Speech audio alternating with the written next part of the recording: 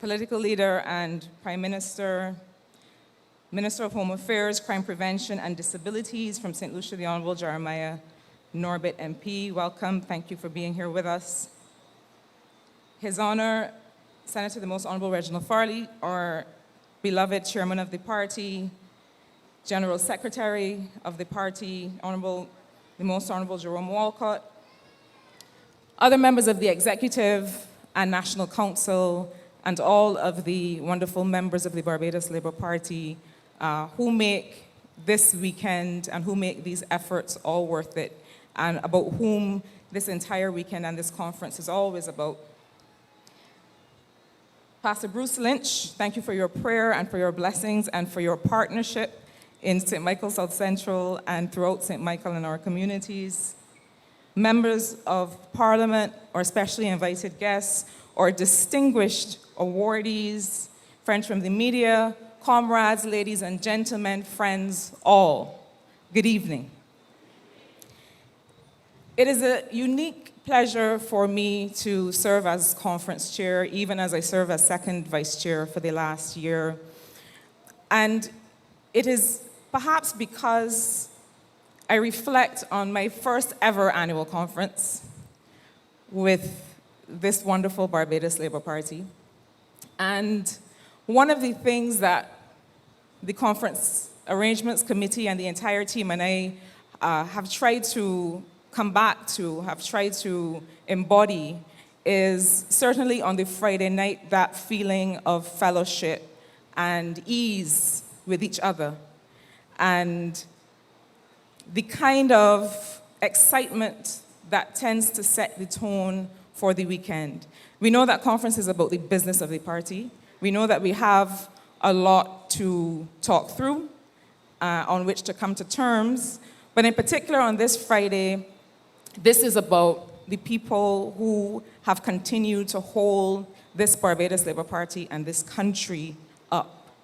And so what we sought to do this evening is, with the help of the hosts, to take you quite briskly through, while giving all due honor and respect to the awardees, but also to have a little bit of a fun element towards the end. And you'll see, I hope, what I mean.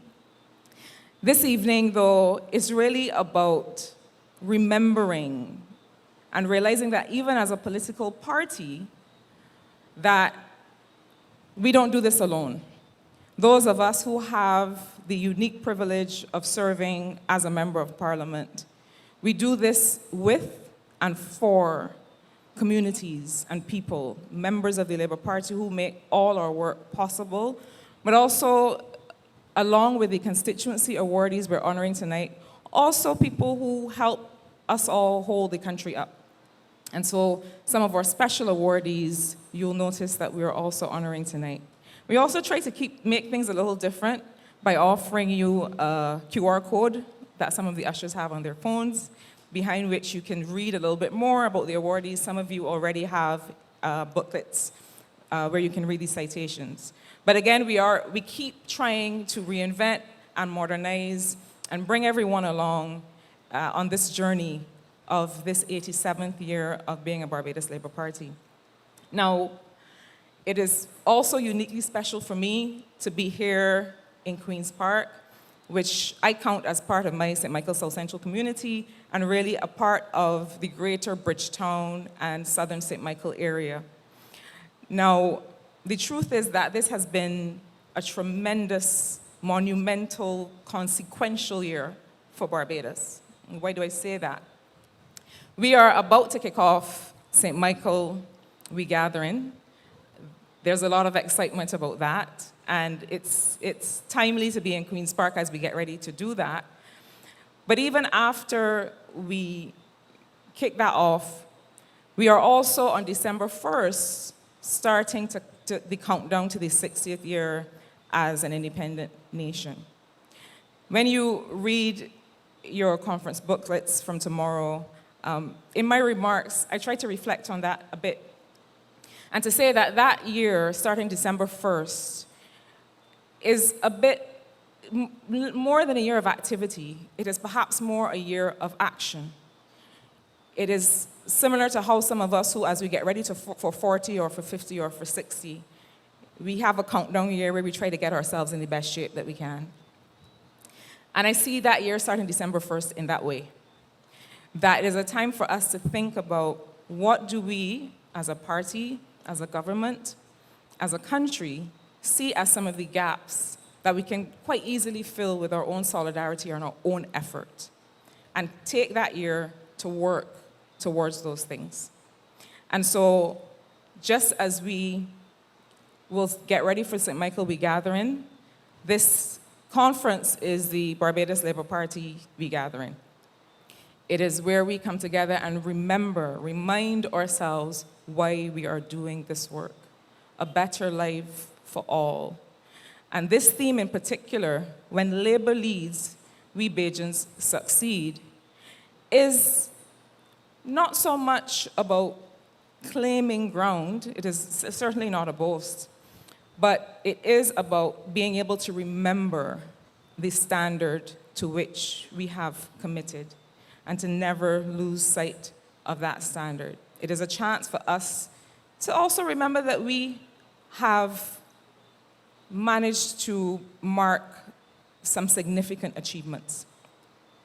And it is always important to keep that in balance, to remember how far we have come, what we've been able to achieve, but to understand that this is not the time to let up and that there's more to be done in the name of all of the members of the Barbados Labour Party and all Barbadians and those who live here. So in that regard, it gives me great pleasure to introduce the young man who will share some thoughts with us as we get ready for our conference weekend. Taahir Bulbulia is 26 years old. He is a youth ambassador. He's a business consultant, and he is an internationally recognized awardee from Barbados. Many of you will know him and recognize his voice as a rising voice in national development. He's committed as a young person to driving transformational change, not just here in Barbados, but in the region and across the world. Right now, he works with the National Transformation Initiative, another flagship project of this Barbados Labour Party government that is transforming lives and communities all across Barbados. And he also works with Invest Barbados to develop strategies for the transformation of people, especially the youth. Taahir has represented Barbados on global stages as a youth ambassador to both the United Nations and the Commonwealth. And among the issues that are close to his heart are youth empowerment, education, and sports. He also holds the distinction of being the youngest ever moderator on a well-known show, perhaps one of the most influential that many of you know. And in that regard, he's come to be known for his insightful commentary and his ability to engage a diverse set of audiences. His work has earned him several national and international accolades, reflecting his leadership and dedication to service. And in September 2025, he received the National Pride of Barbados Award. When he's not working, Taahir likes to play sports and spend quality time with his son and the rest of his family. I'm sure that he will challenge us all and engage us all. Please help me welcome Taahir Bulbulia to the stage.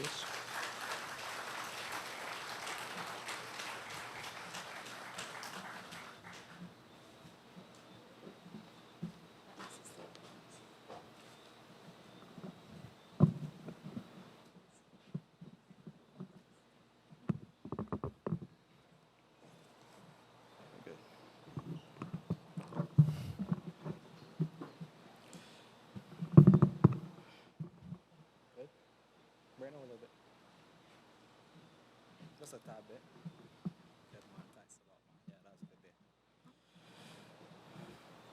Honorable Mia Motley, political leader of the Barbados Labour Party and Prime Minister of Barbados, Minister of Home Affairs and Crime Prevention and Disabilities in St. Lucia, the Honorable Jeremiah Norbert, His Honor, the Senator, the Most Honorable Reginald Farley, Chairman of the Barbados Labour Party, Senator, Dr. the Most Honorable Jerome Walcott, General Secretary of the Barbados Labour Party, Conference Chair and Second Vice Chair of the Barbados Labour Party, Marcia Cadell, Executive of the Barbados Labour Party, members of Cabinet, other members of the Executive Council, National Council, Pastor Bruce Lynch of the Mount Olive United Holy Church, specially invited guests, fellow youth, fellow League of Young Socialists, my beloved family, awardees, friends of the media, ladies and gentlemen, good night. I'm gonna start and be totally honest. I did not like how y'all responded to Danny. So I want some energy in here for conference, because we know conference is always energy. Good night, Labour Party family. That now sounds like the Barbados Labour Party family that I know. So firstly, let me thank the executive of the Barbados Labour Party for inviting me to speak to you here tonight. It is certainly, when I received the call from Marsha to give this featured address, my heart sank, not being totally honest. But it was a humbling opportunity, and I had to take it. And I stand here cognizant of the persons who have come before me. Just last year, we had His Excellency, the President of Guyana, Dr. Irfan Ali, giving the featured address at the Christchurch Foundation School. In previous years, we had Prime Minister of St. Kitts, the Honorable Terence Drew. Previous times, just when we were here in Queen's Park as well, the Honorable Ralph Gonzalez, Prime Minister of St. Vincent. And then we go more locally, like persons like Senator Cummins, my big sister, Tony Moore. And if we go back a tad further, one of the most, I don't know if he's here, but a firecracker of a reverend in Charles Morris back in 2017. So I stand here knowing of the people who have come before me and the big shoes that I have to fill. But I am grateful for the opportunity. And many of you would ask, why is a 26-year-old standing here before you tonight? But the mere fact that I am here shows the importance that this party has placed and the trust this party has placed in young people. But I go further, not just trust, because you could trust young people, but giving them opportunities to lead from the front. And I think you all need to give a bigger round of applause for the leadership of this party for accepting young people in this country. And secondly, I want to congratulate the awardees, all of you special awardees. And I know a majority of you would say that you don't do it for the awards or you don't do it for the recognition. But the mere fact that you are being awarded, your silent, selfless dedication, not just to this party, but to the community and to this country, shouldn't go unnoticed. And I want for y'all to give the awardees another big round of applause.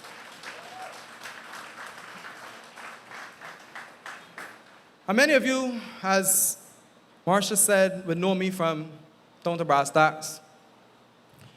But for the last 4 years, I've had the opportunity to work with the National Transformation Initiative, and it's allowed for me to go into schools, communities, and interact in prison as well, and interact with a cross-section of Barbadian people. And contrary to popular belief, there's no shortage of talent in this country. But we face significant challenges. We live in a global world which is unsettled, which is constantly changing, which is rapidly changing. From the global wars, the genocide in Gaza, the war between Russia and Ukraine,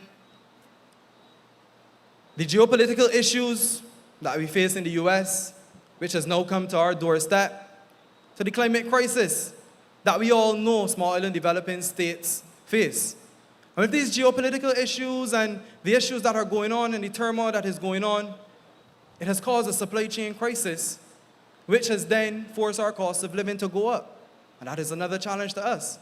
But more locally, the challenges that we face, like education reform, the need for education transformation, crime, which is a lot better under control now, and I need for y'all to give a big round of applause for the Barbados Police Service for their excellent work and dedication to getting the crime situation under control.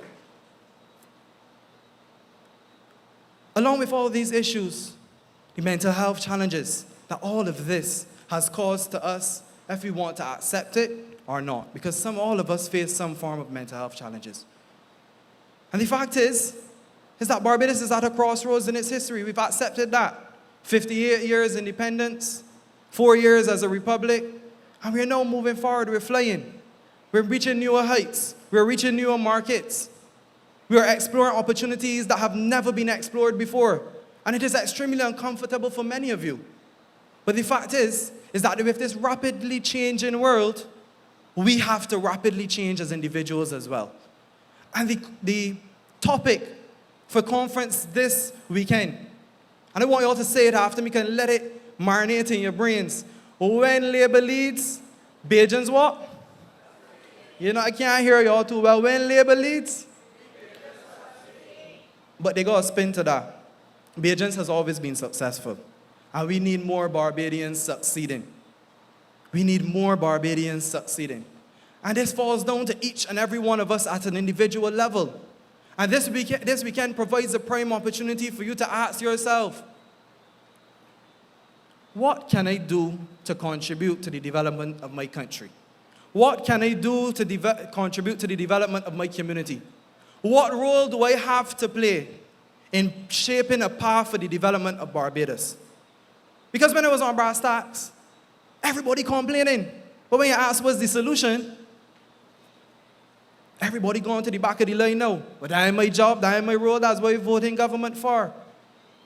But if this is the mindset, that is concerning for me. Because then where is the national consciousness? Where is the focus on national development?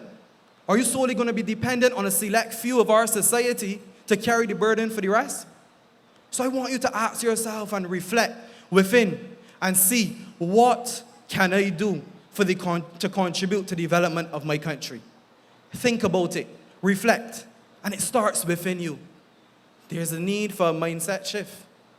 And when you start to shift your mind and you start to, rather than focus on the problem, and you focus on the ideas for solution, you will realize a shift around you as well. Because now your mind has shifted to not focusing on what the challenge is, but what can I do as an individual to help contribute to the solution and the problems that we face. And when that is done, then your MPs have it a lot easier. The clubs in our societies have it a lot easier. The NGOs in our societies have a lot easier. Because government has to do their role. Government is doing their role. The private sector has their role. The NGOs have their role. The religious institutions have their role. But we can no longer just be dependent on them. We have to take the individual step to assist and help out where possible. And with this individual shift that begins to happen, because I have a very short time tonight, I would love to go in a lot deeper. But this is for you, and I want you to ask yourself those questions that I just asked. Go home and think about it, and see where the problems are within your family, within your community, and see how I can contribute. And along with this, you have a responsibility to bring others along with you. Because when Minister Blackman stands up and speaks on the challenges that students are facing in the education system, we cannot simply sit back and say, I succeeded in the education system, there's no need for change. You cannot say that my children have succeeded and did well in 11 plus and they have gone on. What has benefited you may not have benefited everybody in society. So this is where we need to shape our minds and assist and help out.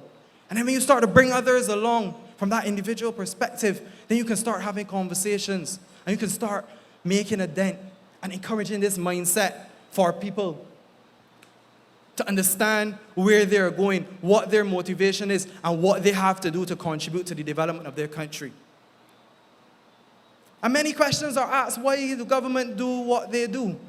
Why are all of these policies and projects and initiatives put in place? But the fact is, it is our role to execute that mandate and allow for other people to understand why these policies, why this mandate, why these projects, why these initiatives are so critical for what? For the development of our country. So when we start to shift those mindsets, those conversations in the barbershop looks a lot different. So we ain't just discussing in the barbershop what the issue is, but now we can help people to understand why we're going in a particular direction and why this is taking place. And when the girls in the nail salon and getting the hairdo, those conversations look a lot different. They ain't just discussing how good Kurt Humphrey look.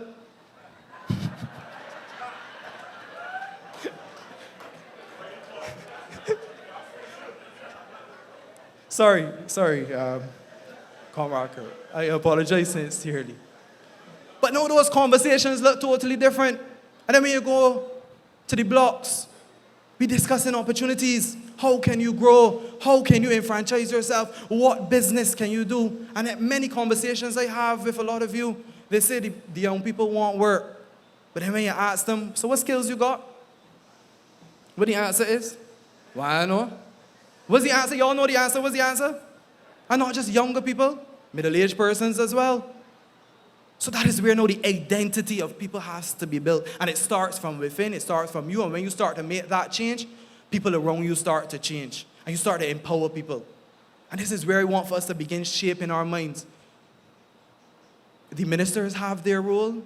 The party has their role. We have to play our role as individuals to develop this country. So, many questions are asked. Let's go to the Cricket World Cup. Last year, they asked, why is Barbados investing in the Cricket World Cup? You know how much pride countries across the world have in hosting a major sporting final? But there are Barbadians asking, why is Barbados investing in the Cricket World Cup? The second most watched sporting event in the world, but the results speak for themselves. The economic impact that was done by the ICC following Cricket World Cup, Barbados came out on top in the Caribbean. 426.9 million, 4 million economic impact to this country. So that is now where you're empowering people. The taxi operators got work, the hotels were full, the vendors and the shops and the restaurants. My dad has a small business, he does tours and stuff like that. We had to then employ other people to take people on tours. And many other people spoke about that. So this is now where we have to explain and show people the importance of why we do what we do and why we invest in what we invest in. The results speak for themselves. We go to the Prime Minister's Cup. People ask, why are we empowering footballers in this country? Why are we paying footballers in this country? And over the last 6 weeks, me and my brother, Sam, I believe he's here, Sam Sounds, a young artist, we had the opportunity with the National Transformation Initiative to do the player empowerment sessions across this country. And the stories that you hear from people, real people sharing their stories on the impact it has had on them just to gain that extra dollar during the week where they would have invested and taken that money to invest into a business, to start their own business, to feed the family. And this is our role to explain these things. And further to that with the Prime Minister's Cup, Shane, I want you all to give Shane, the project coordinator for the Prime Minister's Cup Committee. Give Shane a round of applause. He provided me with this data. We're post-Prime Minister's Cup last year, 13 players gained contracts from Barbados.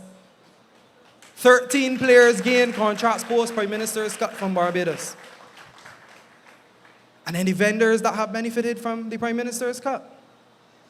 And then we have Taahir Bulbulia and Nairid Stephen flying the Barbadian flag very high in England and the US. And you know what is the feedback that I get when we go to these communities? Fabian Messiah and Dean, a former National Sports Council coach, he probably coached many footballers. He said for the first time, many eyes are on Barbadian football. For the first time in a very, very long time. And this is about when Labour leads, Bajans succeed. This is what it is about. And not just Labour from a workers' union perspective or the Ministry of Labour's perspective, but individual Labour and individual hard work. And that is where we need to go. And I go now to the One Family program. Many question why the One Family program? But the fact is, and the core essence of the One Family program is to take the generations and generations of people that have been on welfare off of welfare. Because the data shows that great-grandparents that were on welfare, the grandparent was on welfare, now I am on welfare, my mother was on welfare, and it will continue like that. But how do we break that cycle? And it starts within us, because we have that ability to go out there and connect with people.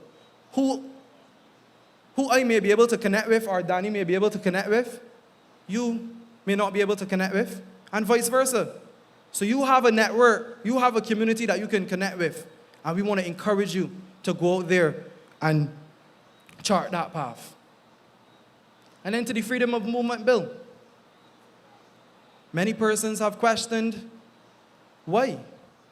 This is something new for this country.